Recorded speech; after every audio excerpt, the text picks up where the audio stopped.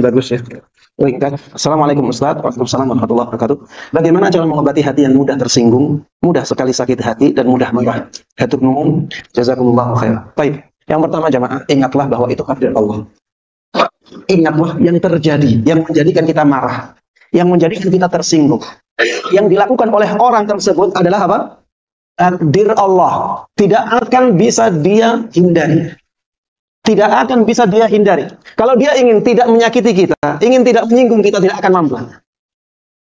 Karena Allah sudah berkehendak seperti itu. Ingat takdir. Kalau kita ingat takdir, oh yang menghendaki seperti ini Allah. Maka setelah itu ingat betapa banyak Allah memberikan kebaikan kepada kita.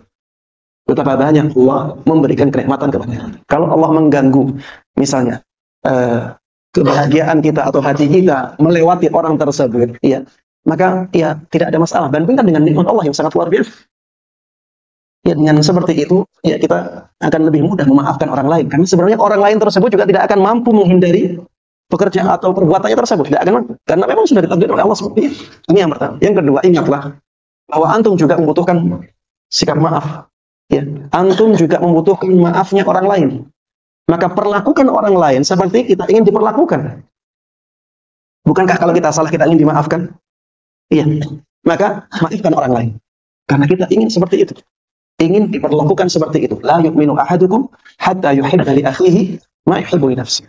Tidak sempurna iman salah seorang dari kalian sampai dia menginginkan kebaikan untuk saudaranya, sebagaimana dia menginginkan kebaikan untuk dirinya.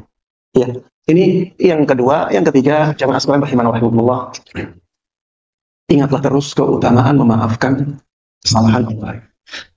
Jadi keutamaan memaafkan itu jauh lebih besar daripada ya kita tidak memaafkan kesalahan orang. Yang pertama, kalau kita memaafkan kesalahan orang lain, kita akan dicintai oleh Allah. Allah katakan dalam Al-Quran, fa'fu anhum wasfah, innallaha yuhibbul muhsinin. Maafkanlah mereka dan lupakanlah kesalahannya. Sesungguhnya Allah mencintai orang-orang yang berbuat baik. Ini menunjukkan bahwa memaafkan orang lain itu perbuatan baik, dan yang melakukannya akan dicintai oleh Allah. Kecintaan Allah, siapa yang tidak menginginkannya? Kemudian yang kedua, dengan memaafkan orang lain, maka dosa-dosa kita akan diampuni oleh Allah. Allah katakan dalam Al-Quran, wal ya'fu wal yasfahu ala tuhibbuna ayyaghfirallahu lakum. Maafkanlah kesalahan orang lain, lupakanlah kesalahan mereka. Bukankah kalian ingin dimaafkan oleh Allah? Bukankah kalian ingin dimaafkan oleh Allah? Kalau ingin seperti itu, maafkan kesalahan orang lain. Al-jaza'u min jinsil amal. Ya. Jadi balasan amalan itu sesuai dengan jenis amalannya. Kita memaafkan kesalahan orang lain, maka Allah akan memaafkan kesalahan kita. Kemudian yang ketiga jemaah, memaafkan itu pahalanya sangat besar. Ya. Allah katakan di dalam Al-Quran, faman 'afa wa aslaha fa ajruhu 'ala Allah. Barang siapa yang memaafkan dan memperbaiki hubungannya dengan orang lain, pahalanya terserah Allah. Pahalanya terserah Allah. Dan Allah adalah zat yang maha luas karunia-Nya. Allah juga zat yang maha pemurah. Ya. Kalau zat maha pemurah dan dia banyak sekali karunia-Nya, bahkan kita tidak bisa membayangkannya, maka tentunya ketika sebuah pahala diserahkan kepada Allah, maka tidak mungkin Allah memberikan yang sedikit. Pasti memberikannya sangat banyak, tidak ada hitungan. Fa'ajruhu 'ala Allah. Ya, ingatlah tiga hal ini, ya. Insyaallah dengannya ya kita lebih mudah untuk memaafkan kesalahan orang lain, ya, sehingga kita tidak mudah benci, ya. Kita tidak mudah dendam, ya. Dan kalau misalnya sangat sulit sekali memaafkan karena kesalahannya sangat besar, ya, kita bisa bantu hati kita dengan lisan.